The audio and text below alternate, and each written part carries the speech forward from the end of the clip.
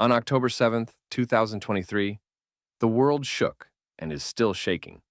For many Jews, including those who do not openly speak about it, the Hamas led massacres and kidnappings in southern Israel claimed the lives of more than 1,400 people, wounded thousands more, and left countless others deeply traumatized. Bizarrely, but unsurprisingly, the terror attack sparked a tidal wave of anti Semitism across the world. Because, when Jews are targeted, it only makes sense to double down and keep targeting them. Of course, that is sarcasm. The attack was not just another chapter in a painful history. TT was a stark reminder of the fragility of Jewish safety in a world where anti Semitism still thrives precisely because it has morphed into more socially fashionable forms, like so called anti Zionism. For Jews around the globe, the massacre and its aftermath felt like an earthquake, followed by never ending aftershocks. In the months since, many non Jews have found themselves at a loss for words. What do you say to someone whose community has been targeted with such brutality, who is processing centuries of inherited trauma now compounded by current events? First, let me reassure you, you do not need to have the perfect thing to say. Simply being there counts for a lot. But if you would like to move beyond the generic thinking of you and engage with Jews in a way that is meaningful, here are 8 ideas to get you started. Number 1, begin with presence, not perfection. You do not need to craft the perfect speech or become a geopolitical expert to show up for Jews right now. What matters is your willingness to engage, to listen, and to stand in solidarity. Imagine someone standing in the rubble of their world, looking for a hand to hold, not for someone to explain why the rubble is there. Start simple. I'm so sorry for what your community is going through. How are you holding up? These words will not mend our pain, but they will ease our isolation. Number 2, understand the unique grief Jews are feeling. The October 7th massacre did not happen in a vacuum. For Jews, it is the latest entry in a very long ledger of historical pain.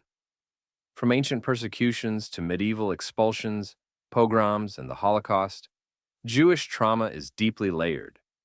When tragedy strikes, it does not just hurt in the present, it reverberates through millennia of collective memory.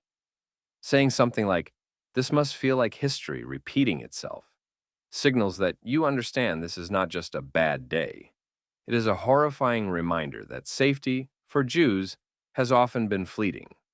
A touch of humor can help too. Try. So, after 3,000 years, you're still here. That's both wildly impressive and terribly unfair that you're still dealing with this. Number 3, avoid comparisons and hot takes. Here's a tip. This is not the time to play Oppression Olympics or to offer your hottest Twitter-inspired geopolitical analysis.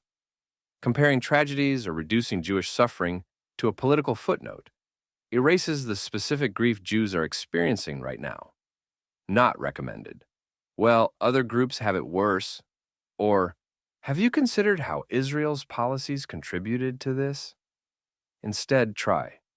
I don't know enough to comment on the politics, but I care about you, and I'm so sorry for what your community is going through. There is comfort in humility. Saying, I don't know enough, is a surprisingly powerful acknowledgement.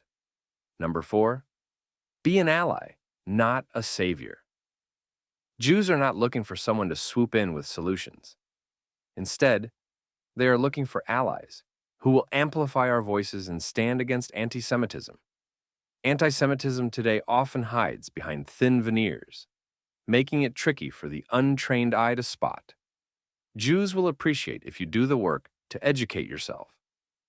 Call out prejudice when you see it, whether it is an offhand joke, a conspiracy theory, or a protest sign that vilifies Jews under the guise of criticizing Israel. It might feel awkward to intervene, but think of it this way. Jews have been standing up for others for centuries. Now it's your turn to stand up for them. Say, I'm trying to learn more about anti-Semitism so I can be a better ally. Is there anything you'd recommend I read or watch? Avoid. I'll fight anyone who says something anti-Semitic. That's sweet, but let's keep the vigilante justice to Batman. Number 5, recognize the diversity of Jewish identity. Jews are not a monolith. They span every race, nationality, and political leaning. Some are secular, while others are relatively religious. Some feel connected to Israel, others may not. Instead of assuming, ask questions like, how has this moment affected you personally? And, what's something you wish more people understood about being Jewish? You might hear answers that surprise you. Jews often feel the weight of having to represent an entire people in conversations. By letting them tell their individual story, you lift that burden. Number 6, don't wait for a crisis to show up. Here is an uncomfortable truth. Many Jews feel that the world only notices them when we are in danger. The flood of support during moments of tragedy often dries up once the headlines fade. One way to build trust is to show up during normal times too. Celebrate Jewish holidays with your Jewish friends. Ask about their favorite Jewish foods or traditions. Support Jewish businesses and organizations. Think of it like friendship maintenance. Would you only call your best friend when their life is falling apart? No, you would also call to share a joke or plan brunch. Number 7, let humor lighten the mood. Jews have survived millennia of hardship, partly through humor. It is a cornerstone of Jewish resilience. If the moment feels right, do not be afraid to inject a little levity like, you've been through so much. If this doesn't qualify for a spa day or at least some babka, I don't know what does. Of course, use discretion. There is a fine line between humor and insensitivity.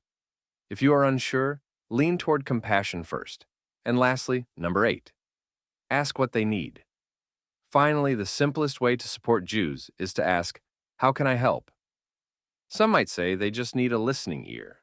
Others might suggest donating to organizations providing humanitarian aid or fighting anti-Semitism. Be prepared for silence too. Not every Jew will have the energy or words to articulate what they need. Respect their boundaries while letting them know that you are there if and when they are ready.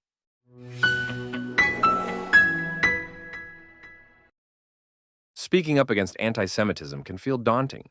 It might mean confronting friends, family, or colleagues. It might involve awkward conversations or social tension. But remember, silence emboldens hate. Your voice, however small it may feel, is a powerful tool in the fight for justice and dignity. If you need inspiration, look to the countless Jews who have stood up for others throughout history. Now, it is your turn to stand with us. That said, this moment is difficult.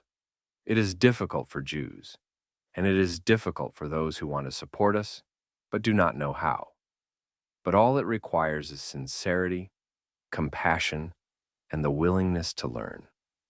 Being there for Jews right now does not require a degree in Jewish studies or a Middle East conflict cheat sheet.